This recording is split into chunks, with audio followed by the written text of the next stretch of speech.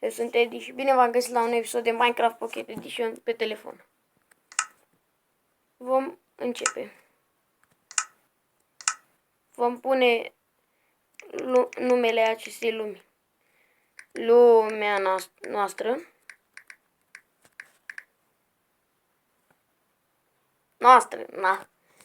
Și pentru cei care se uită și care se abonează.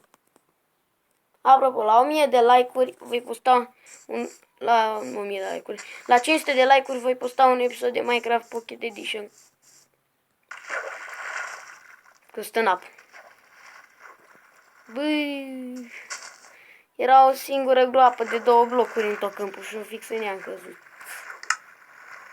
Apropo, am descărcat o aplicație pentru a-ți modifica skin-ul din Minecraft și am făcut skin-ul lui Carla's Dreams.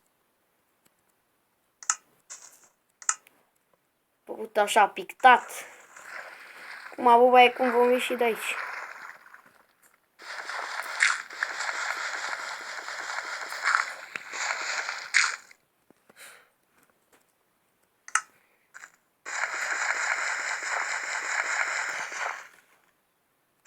Se pare că blocurile de pământ se iau mai repede. Se iau mai repede dacă sunt la suprafață.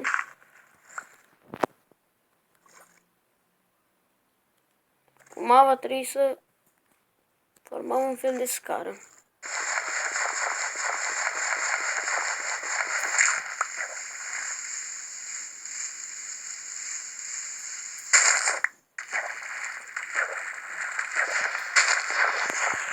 Acum pot face așa.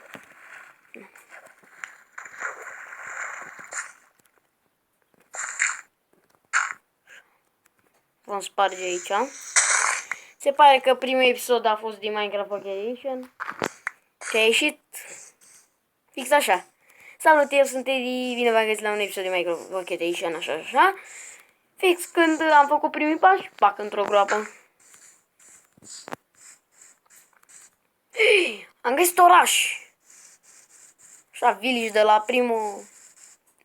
la primele minute ale videoclipului.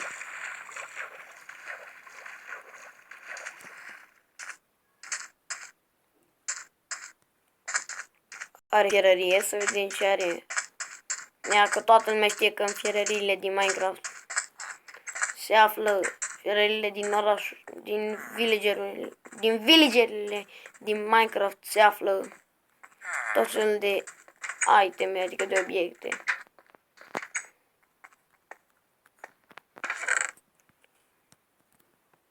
Bun. 6 obsidian, 2 pâini, 6 linguri de fier și 3 mere.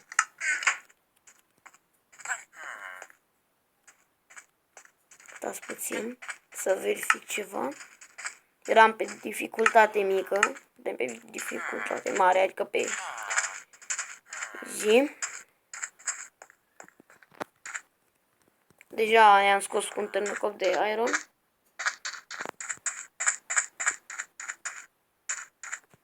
Acum cine ar vrea să-și aibă casa pe un teritoriu de nisip? Na.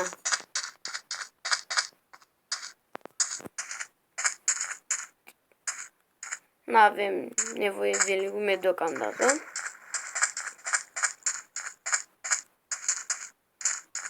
Era bun topor. Târnăcop făceam pe parcurs. De fapt puteam face pe parcurs.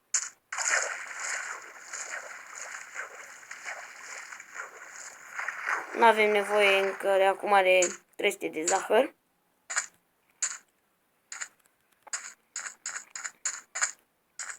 Dar na, ce să-și faci? Se pare că am găsit un baion de acacia ud. Să adunăm lemne.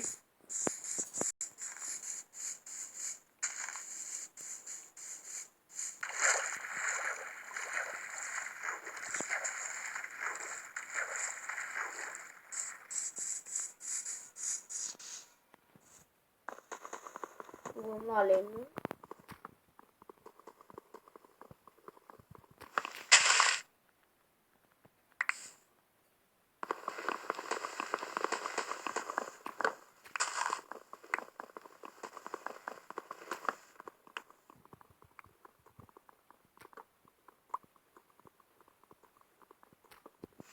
Am adunat tot lemnul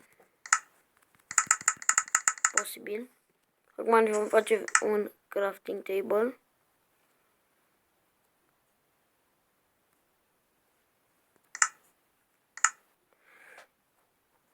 Ne vom selecta crafting table-ul din inventar.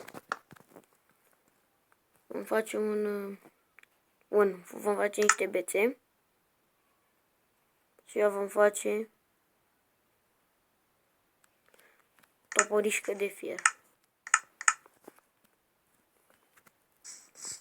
Vom aduna destul lemn pentru... Vom aduna multe lemne necesare pentru construirea casei.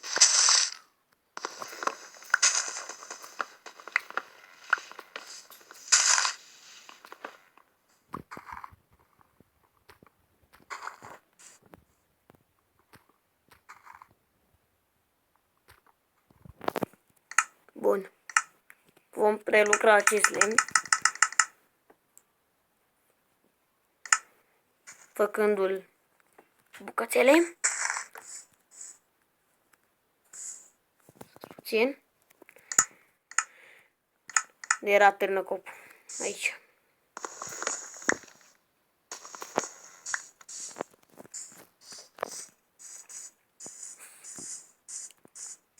Vom face de 7 pe 7. 1, 2, 3, 4, 5, 6, 7, 2, 3, 4, 5, 6, 7. Nu, 2, 3, 4, 5, 6, 7. Așa.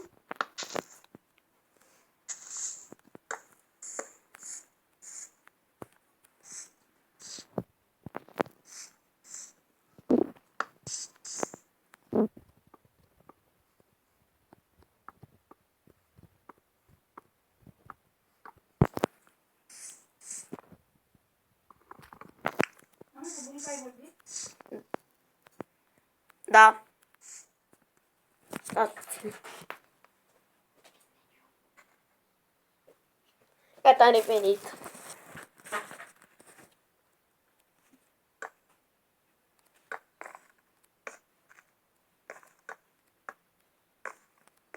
Vom omite locurile unde vom pune geamul, glasul, zis mai pe engleză, iar jos trebuie să fac așa.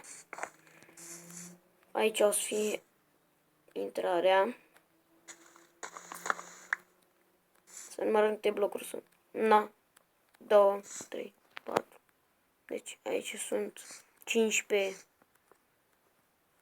15, 5, 25 plus 1, 26. 26 minus 3, 23 împărțit la 4. Mai trebuie 6 bucăți de lemn neprelucrat, deoarece când prelucrăm lemnul normal neprelucrat, o bucată de lemn neprelucrat egal cu 4 bucăți de lemn prelucrat. Am luat mai mult, dar are mica. Niciodată nu strică ceva în plus. Acum vom face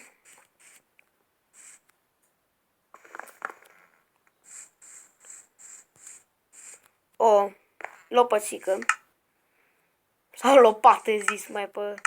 Nu, sau o săpăligă zis mai pe românește. Vom face o săpăligă de lemn.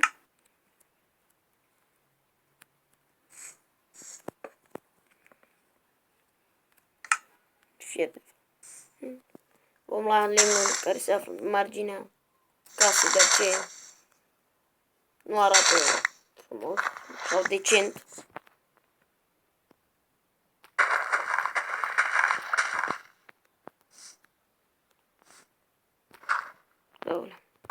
Asta e din cauza că nu se încarcă repede.